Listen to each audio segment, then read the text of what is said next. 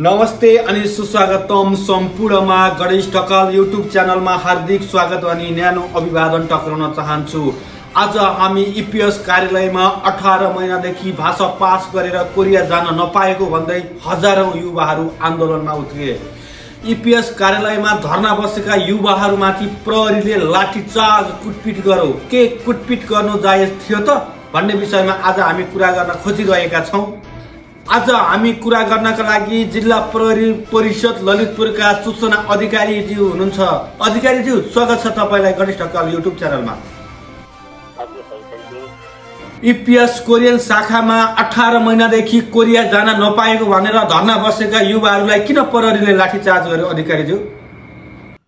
प्रहरीले लाठीचार्ज गरेको होइन, इपिएस कार्यालयमा जाने बाटो अवरोध गरेको हुँदा आवत जावत गर्न समस्या भएको कारणले गर्दाखेरि उहाँहरूलाई चाहिँ त्यहाँबाट हटाएको हो। बाटो छेकेको कारणले उहाँलाई चाहिँ अब नमानेपछि त अलिकति चाहिँ अब बलजफ्ती पनि अलिकति गर्नुपर्ने हुन्छ बाटो अवरोध गरेको कारणले।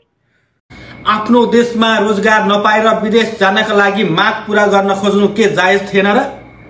एउटा कुरो यसरी कसरी बुझिनु पर्यो भन्दा सबै चाहिँ डिप्लोमा पास गरेको मान्छे शाखाधिकृत हुन्छन् भन्ने त हुँदैन नि त। शाखाधिकृतको लागि त दसैँ गर्नुपर्ने होला।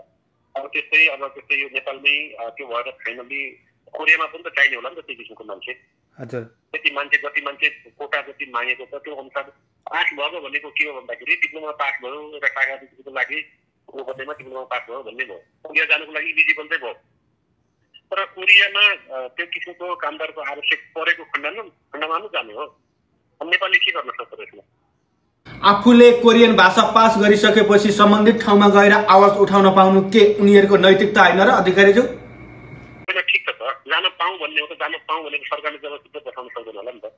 उताबाट माग भए अनुसारको सहजीकरण गर्ने काम चाहिँ सरकारको होला। उताबाट माग नभएको कोटामा चाहिँ जबरजस्ती यहाँबाट पठाउन सक्दैन। त्यहाँ गर्दा चाहिँ त्यो किसिमको चाहिँ फेरि गल्ती पनि हुनुपर्ने होला।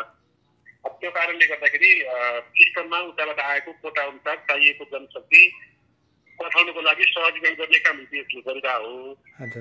अब यहाँबाट चाहिँ जान पाउनै पर्छ भन्ने हिसाबले चाहिँ यहाँ प्रेसर दिएर उता पठाउन सक्ने अवस्था चाहिँ हुन्छ जस्तो मलाई लाग्दैन। यस्ता कुरा युवाहरूमाथि कहिल्यै पनि नहोस्। युवाहरू देशका गहना हुन्।